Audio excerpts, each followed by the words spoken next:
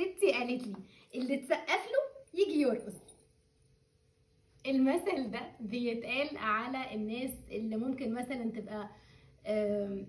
بتكبر في ناس او بتفخم فيها او بتدي لحد حجم زياده عن اللزوم او بتدي لحد سلطه او بتقول له ان هو عنده امكانيات معينه فهو بيجي يثبتها لك، فيقول لك ايه اللي تسقف له يجي يرقص، اللي انت تحسسه ان هو الله ايه اللي انت عملته ده، او ايه ده انت جامد قوي، او ايه الحاجات اللي ما حصلتش اللي انت بتعملها دي، فيجي بقى ايه يتنطط عليك ويرقص ويقول لك بقى انا جامد فعلا، دي اقل حاجه عندي، ده يعني الحاجات دي بالنسبه لي سهله، فيبدا يعلي على التعليق اللي انت بتقولها له. فالمثل ده من جزء كبير منه ليه علاقه مش بس المجاملات، لا المجاملات وانك تدي لحد مساحه انك تقول ان هو